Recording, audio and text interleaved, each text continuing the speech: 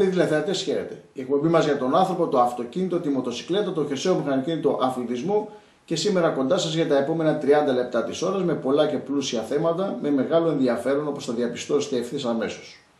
Ξεκινάμε με το Volkswagen Eco Up στην έκδοση αυτή με το φυσικό αέριο. Προσέξτε, φυσικό αέριο, όχι υγραέριο, όπου μπορεί κανείς να κινείται με λιγότερο από 10 ευρώ και να διανύει σχεδόν άνω των 200 χιλιόμετρων με αυτά τα λεφτά.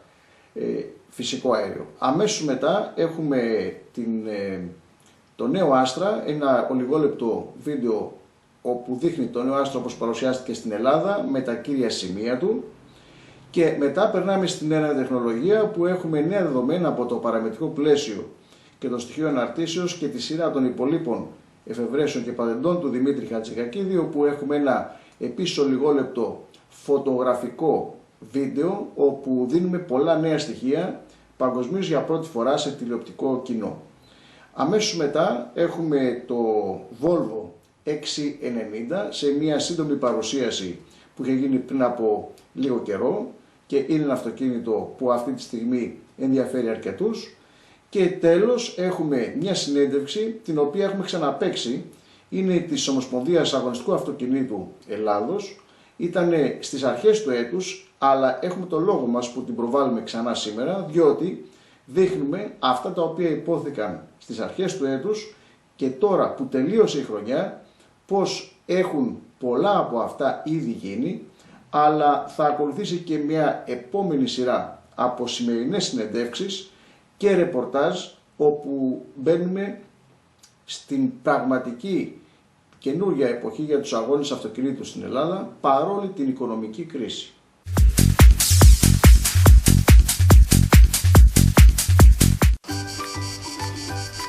Volkswagen Up με την έκδοση του φυσικού αερίου. Εδώ σε μια πρώτη μικρή δοκιμή. Αυτοκίνητο πόλης με ξεχωριστά χαρακτηριστικά. Κυρίαρχο σημείο η οικονομία στα καύσιμα, καθότι το φυσικό αέριο είναι και πολύ φτηνότερο. Βλέπουμε εδώ στο πίσω μέρος της πόρτας που χαρακτηριστικά ξεχωρίζει με την ένδειξη φυσικών. Μόλις 2,8 ευρώ ανά 100 χιλιόμετρα είναι το κόστος κατανάλωσης με το φυσικό αέριο στο Eco Up. Εδώ με την τετράθερη έκδοση που είναι και καταλληλότερη για τις δικές μας συνθήκες. Με τον μικρό κινητήρα των 3 κυλίνδρων η Volkswagen εισάγει αυτή την τεχνολογία από τις πρώτες εταιρείες στην ελληνική αγορά και θα πρέπει να ομολογήσουμε ότι είναι μια τεχνολογία με το φυσικό αέριο που θα επικρατήσει τουλάχιστον τα προσεχή λίγα χρόνια. MPI τα χαρακτηριστικά στο καπάκι του κινητήρα.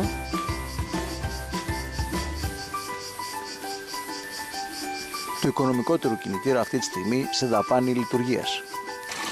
Αυστηρά τετραθέσιο με βάση την άδεια κυκλοφορίας, αλλά εδώ με μια πολύ όμορφη χρωματική αντίθεση πάνω στο τόνο του γαλάζιου. Ένα αυτοκίνητο που πραγματικά προσελκύει στο μάτι. Με ταξόνιο 241. Απλό λιτό στο εσωτερικό με πρακτικές θήκες, ό,τι ζητάει κανείς στην καθημερινή μετακίνηση μέσα στην πόλη. Το μικρό app σε αυτή την έκδοση με το φυσικό αέριο γίνεται αμέσως αγαπητό, κυρίως για την τσέπη μας. Έχει start και stop, έχει υποβόηθηση στην εκκίνηση στην ανηφόρα, εδώ σε ένα ανηφορικό σημείο, σταματώντας που βάζει κανείς την πρώτη, το αυτοκίνητο μείνει ακίνητο και μετά από 2 δευτερόλεπτα ξεκινάει κανείς. Δεν έχει τη ροπή που χρειάζεται στο ξεκίνημα σε απότομη ανηφόρα. Αυτό πρέπει να το έχει υπόψη, αλλά ένα αυτοκίνητο πόλης δεν έχει και πάρα πολλές ανηφόρες να αντιμετωπίσει. Διαθέτει όμως σύστημα πλοήγησης εδώ, που είναι πολύ πρακτικό για τις αστικές καθημερινές μετακινήσεις. αρκετά καλά φρένα, άλλωστε είναι ελαφρύτατο το αμάξι μου, ενώ το κράτημα είναι ακριβώς όπως σε όλα τα app.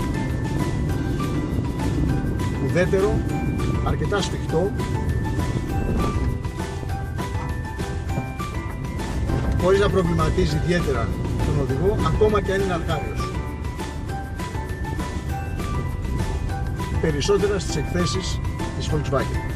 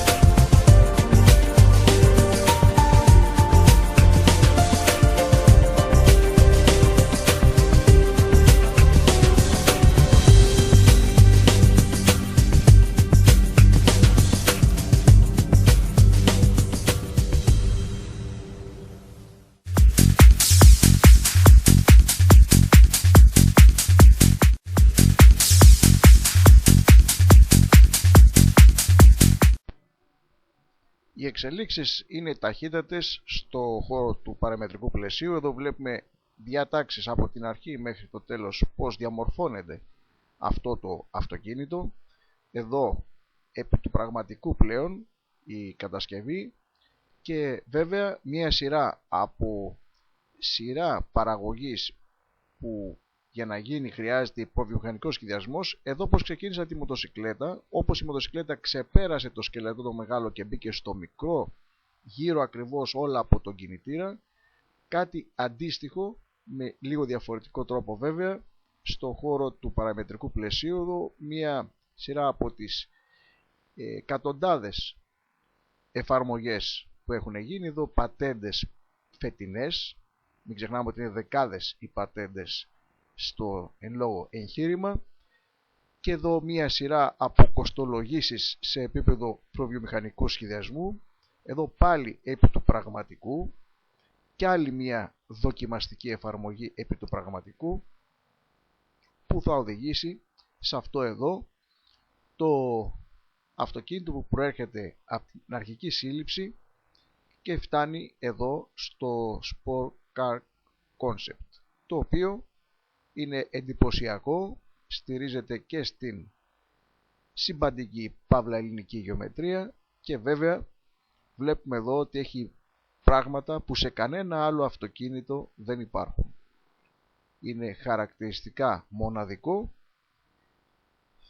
και οι δυνατότητες εφαρμογών σε νέες τεχνολογίες είναι πολλές. Προσέξτε τις απολύξεις των εξατμίσεων εάν έχει συμβατικό κινητήρα, γιατί μπορεί να έχει πολλών ειδών κινητήρες διαφορετικούς. Έχει και αυτή την πρόβλεψη στην κατασκευή να μπορεί να κινείται με πολλούς διαφορετικούς κινητήρες και είδη καυσίμου ή είδη ενέργειας. Εδώ μετά από μια σκληρή χρήση κάπως έτσι θα είναι, και μην ξεχνάμε ότι ένα αυτοκίνητο σπορ πρέπει όχι μόνο να φαίνεται αλλά και να είναι. Εδώ το φτηνό κουπέ υπάρχει στην ίδια τεχνολογία εφαρμογή και καθημερινό αυτοκίνητο, προσιτό οικονομικά, και εκεί είναι το μεγαλύτερο όφελος, ότι ρίχνει το κόστος της κατασκευής των οχημάτων κάθετα, ούτως ώστε να μπορούν να υλοποιούνται με πολύ χαμηλότερο προϋπολογισμό. Εδώ περνάμε πάλι στο concept, το Sport Concept, και βλέπουμε κάποιες ακόμα λεπτομέρειες, όλα λίγο γρήγορα γιατί έτσι είναι οι προγραμματισμοί που έχουμε κάνει στην εκπομπή, και βέβαια οι περισσότεροι από εσάς βλέπετε για πρώτη φορά αυτές τις εικόνες και σε τηλεοπτική εκπομπή για πρώτη φορά παγκοσμίως. Το στήριγμα του καθρέφτη, προσέξτε, έχει και αυτό πάνω του αεροδυναμική πατέντα.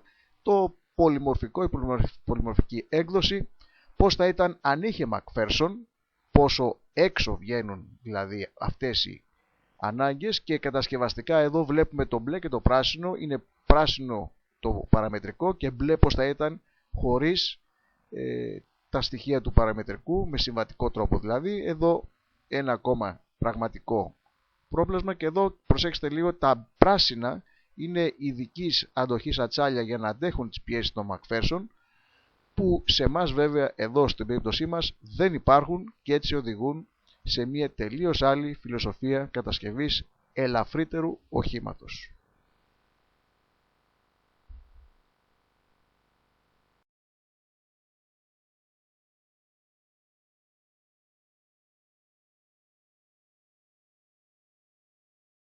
Μετά από αυτό το βίντεο που παγκοσμίως παρουσιάστηκε πρώτη φορά σε τηλεοπτικό κοινό τώρα μόλις όπως το είδατε, να σημειώσουμε ότι όχι μόνο ελαφρύτερο, αλλά και η ζώνη παραμόρφωσης, όπως λέμε, το μπροστινό σημείο του αυτοκινήτου, εκεί που ήταν τα χαλίδινα ελάσματα που είναι απαραίτητα για τη στρεπτική ακαμψία στις κατασκευές με συμβατικές αναρτήσεις, εδώ στην περίπτωση του παραμετρικού πλαισίου έχουμε και ένα ακόμα πλεονέκτημα, ότι η ζώνη παραμόρφωσης μπορεί να γίνει ακόμα καλύτερη απορροφήσιμη η ενέργεια, με αποτέλεσμα να είναι ανασφαλέστερο αυτοκίνητο στα crash test.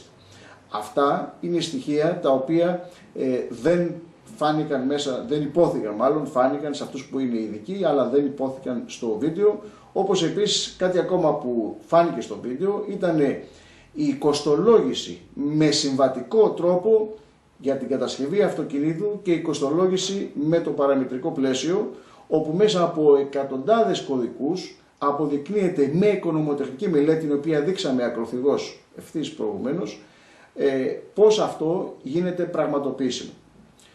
Ας περάσουμε όμως στο επόμενό μας θέμα, που είναι το Volvo XC90, και αμέσως μετά η βαρισίμαντη συνέντευξη της ΟΜΑΕ του Προέδρου Δημήτρη Μιχαλακάκη στις αρχές του 2015, να την κρίνουμε τώρα στο τέλος της χρονιάς, και όπως είπαμε και πριν, να δούμε τι άλλο μπορεί να προκύψει από την νέα Ομοσπονδία του Αυτοκινήτου.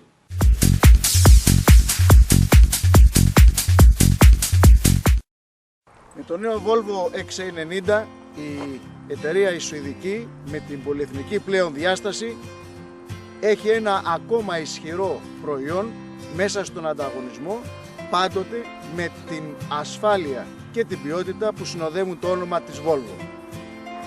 Επιβλητική μάσκα, σύμφωνα πάντοτε με τα χαρακτηριστικά της Volvo, σύγχρονη με τα φώτα υπερσύγχρονης τεχνολογίας LED που βλέπουμε, αποπνέει και πολυτέλεια αλλά και την στιβαρότητα που μας έχει συνηθίσει η Volvo όλα αυτά τα χρόνια. Λεπτομέρεια από τα μπροστινά φωτιστικά σώματα,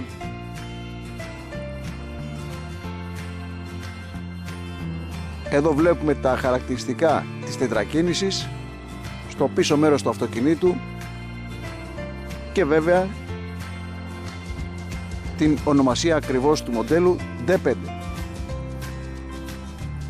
Εντυπωσιακό και το πίσω μέρος του αυτοκινήτου.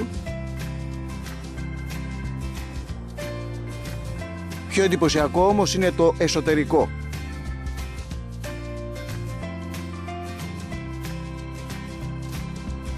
Εντυπωσιακό και το τιμόνι καθώς και ο χώρος της οδήγησης με απολύτως ρυθμιζόμενα καθίσματα ηλεκτρικά και με μνήμες οδηγού και συνοδηγού.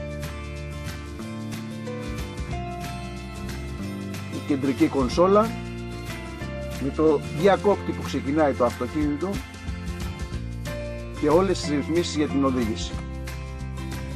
Εδώ βλέπουμε το κυλινδρικό αυτό ασημένιο διακόπτη από όπου γίνονται όλες οι ρυθμίσεις, τις επιλογές του οδηγού ως προς τον τρόπο που θέλει να οδηγήσει το αυτοκίνητο. Θα τα δούμε αναλυτικά στη συνέχεια. Ένα SUV από τη Volvo είναι πάντοτε πρόκληση. Βλέπουμε τον τρόπο με τον οποίο κινείται εύκολα και σε όχι πολύ ομαλούς δρόμους. Αυτοκίνητο που είναι συνώνυμο με την ασφάλεια.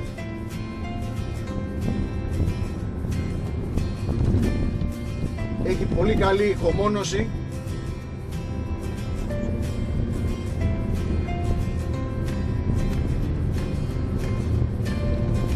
Ένα ουδέτερο κράτημα. Βέβαια είναι αρκετά βαρύ, αλλά είναι ένα μεγάλο αυτοκίνητο.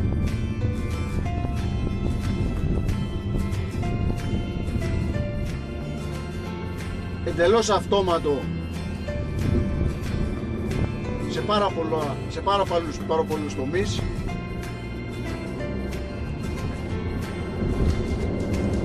Έχει αυτόματη προεντατήρα στις ζώνες ασφαλείας. Σε περίπτωση που αντιληφθεί το αυτοκίνητο βγαίνει από τον δρόμο, σφίγγουν οι ζώνες και κρατάνε το σώμα πάνω στο κάθισμα.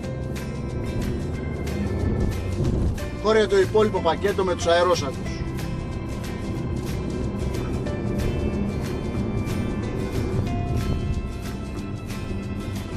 Η αίσθηση του αυτοκινήτου στον δρόμο στην αρχή δίνει την εντύπωση ότι είναι λίγο υποστροφικό, αλλά δεν είναι. Πολύ καλά τα φρένα.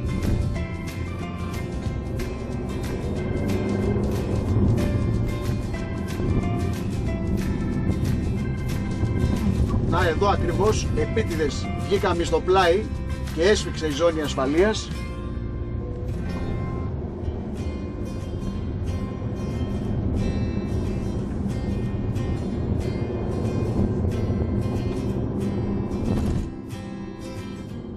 Ας περάσουμε όμως να δούμε και τα υπόλοιπα χαρακτηριστικά του αυτοκινήτου, όπως ακριβώς μας παρουσιάστηκαν από την σουηδική εταιρεία στην Ελλάδα. Όταν πατάς τη διαχωριστική γραμμή έχει ειδοποίηση στον οδηγό.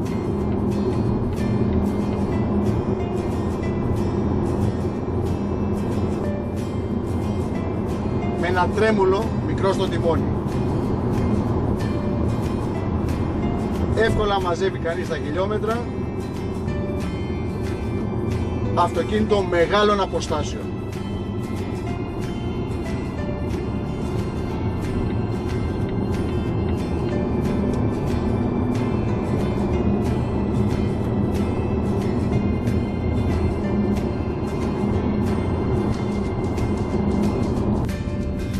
Ο ψηφιακός πίνακας οργάνων με απομίμηση αναλογικού είναι ιδιαίτερα έξυπνος, πρακτικός και είναι συμβατός με το μέσο όρο ηλικίας αυτών που θα αγοράσουν και θα χρησιμοποιήσουν το αυτοκίνητο, που έχει συνηθίσει τους αναλογικούς δείκτες.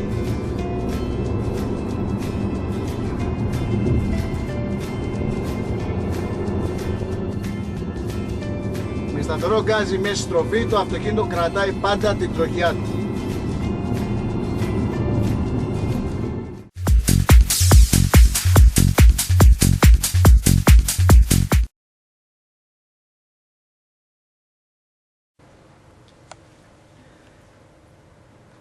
Είμαστε λιγότεροι από ό,τι περιμέναμε. Σας καλωσορίζουμε πάντως στην πρώτη συνέντευξη τύπου της Ομοσπονδίας Μηχανοκίνητου Αθλητισμού Ελλάδος. Δεν θα πω σχεδόν τίποτα σε αυτή τη φάση. Ούτως ή άλλως υπάρχει συνέχεια κομμάτι παρουσίας που αφορά τα μίντια. Θα δώσω το λόγο κατευθείαν στον πρόεδρο της Ομοσπονδίας, τον κύριο Δημήτρη Μιχελακάκη, για να σας καλωσορίσει και να ξεκινήσει αυτή τη συνέντευξη τύπου. Ευχαριστώ. Η οποία αυτή τη στιγμή έχει 2.170 αγωνιζόμενους σε όλες τις μορφές του σπορ στη χώρα, 94 αθλητικά σωματεία και με μια επιφύλαξη, γιατί τα μετράμε ακόμα, περίπου σαν 1.000 στελέχη.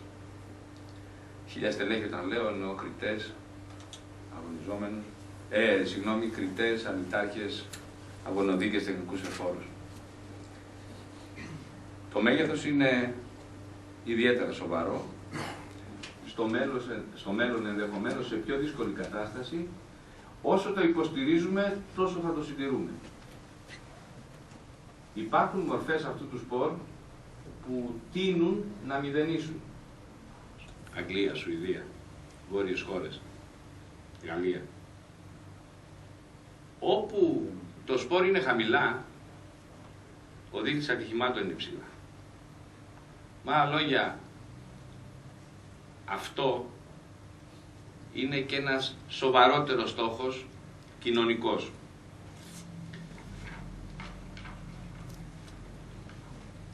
Θέλω να αναφερθώ λίγο στο ιστορικό και πώς φτάσαμε μέχρι εδώ. Τι σημαίνει αυτό τώρα σε σχέση με το παρελθόν?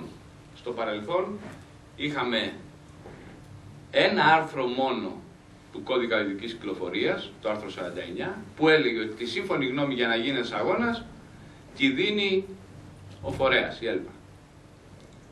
Αυτή τη στιγμή έχουμε ένα σύνολο νόμου, και αυτό καμιά φορά μας δυσκολεύει κιόλας, που προσδιορίζει το πώς θα κινηθεί το σπορ, πώς θα κινηθεί το άθλημα, γιατί είναι άθλημα. Αυτό μας δημιουργεί δυσκολίες, γιατί χρειαζόμαστε κακά τα ψέματα για να το εξυπηρετήσουμε υποδομές, κυρίως γραμματιακές και γνώσεων. Μην νομίζετε ότι γνωρίζω καλά τον αθλητικό νόμο. Και δεν νομίζω κανείς στην Ομοσπονδία να το γνωρίζει καλά. Υπάρχουν στελέχοι έξω που το γνωρίζουν καλύτερα από εμάς και πάλι καλά που υπάρχουν και οι υπηρεσιακοί παράγοντες της Γενικής Γραμματείας, οι οποίοι φροντίζουν να μας ενημερώνουν και να μας συμβουλεύουν. Η δομή του σπορ πια είναι ο αγωνιζόμενος, το αθλητικό σωματείο στο οποίο ανήκει και σαν φορέας διαχείρισης όλων των προηγουμένων η Ομοσπονδία. Το κύτταρο λοιπόν είναι ο αγωνιζόμενος, το σωματείο που ανήκει και η Ομοσπονδία. Αυτή είναι η δομή του σπορ. Πάνω από την Ομοσπονδία είναι ο αθλητικός νόμος και πάνω από τον αθλητικό νόμο είναι το Σύνταγμα, όπου στο άρθρο 184 αναφέρεται και στο δικαίωμα του πολίτη για άθληση. Ποιοι είναι οι στόχοι τώρα? Οι στόχοι της Ομοσπονδίας είναι η ανάπτυξη του σπορ. Αλλά γιατί? Δηλαδή να τα αναπτύξουμε το σπορ γιατί? Ο λόγος ποιος είναι? Κυρίως είναι αυτό που σας είπα προηγουμένως. Το ότι όταν είναι αναπτυγμένο το σπορ, ο δείκτης του ολέθρου είναι μικρός. Όσο λοιπόν βάζουμε αγωνιζόμενους, νέα παιδιά στις πίστες, στους στίβους, τόσο τα βγάζουμε από τον κίνδυνο του ατυχήματος. Προσωπικά, και ας μου επιτραπεί να το καταθέσω, δεν ξέρω αν οφείλω τη ζωή μου στο καρτ, πάντως σε ποσοστά πρέπει σε μεγάλο ποσοστό να την οφείλω στο καρτ. Δεν θέλω να αναφερθώ περισσότερο γι' αυτό, γιατί κουράζει. Για να γίνουν όμως όλα αυτά, καταρχήν χρειάζεται υπομονή. Το ερώτημα είναι, την έχουμε την υπομονή? Έχουμε υπομονή να περιμένουμε, να στοχοπροσιλωθούμε, αν βρούμε και συμφωνήσουμε ότι αυτός είναι ο στόχος, που κατά πως λέω εγώ αυτός είναι, έχουμε υπομονή να περιμένουμε? Μήπως τα θέλουμε αύριο, όλα, μήπως είναι πλέον τόσο πιεστικά τα πράγματα και οικονομικά που δεν έχουμε καμία υπομονή και καμία, πώς να το πω, διάθεση να συγκρατήσουμε και τις αντιδράσεις. Τις αντιδράσεις μας εννοώ. Για να γίνουν όλα αυτά τώρα, χρειάζονται, όπως σας είπα, υποδομές. Δομές και υποδομές. Η υποδομή έχει να κάνει με τους στίβους, με τις πίστες, με το αν τα σωματεία μπορούν να κάνουν αυτό, αν έχουν υλικά, αν έχουν τη δυνατότητα, αν έχουν τεχνολογία, αν έχουν διάθεση, αλλά δεν φτάνει η διάθεση πάντα. Και κυρίως έτσι όπως εξελίσσεται και η κοινωνία μας αλλά και το σπορ, αυτό το σπορ ακριβώς γιατί δεν έχει μόνο ένα ακόντιο και τον Πανελλήνιο να περιμένει να το ρίξεις, και αυτό είναι και ένα σημείο λαϊκισμού. Αλλά εν πάση περιπτώσει τα βρίσκουμε μόνο από εκεί. Το ζουμί είναι πώς τα διαχειριζόμαστε. Και αν τα διαχειριζόμαστε όπως πρέπει ή τα ξοδεύουμε αλόγιστα.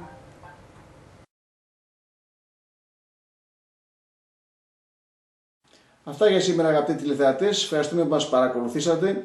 Θα είμαστε και πάλι μαζί την επόμενη εβδομάδα, την ίδια πάντοτε ημέρα και ώρα. Μέχρι τότε στο hellenicmotors.com μπορείτε να έχετε όλη την επικαιρότητα και στο κουμπί νέα που είναι σε ροή καθημερινή και συνεχεί όλα τα νέα από τις εταιρείες, τους αγώνες και την τεχνολογία. Και βέβαια στο καινούριο κουμπί, στο Market, όπου εκεί μπορείτε να βρείτε πολλά χρήσιμα και ενδιαφέροντα πράγματα, ακόμα και τα 24 ώρα βενζινάδικα. Χαίρετε!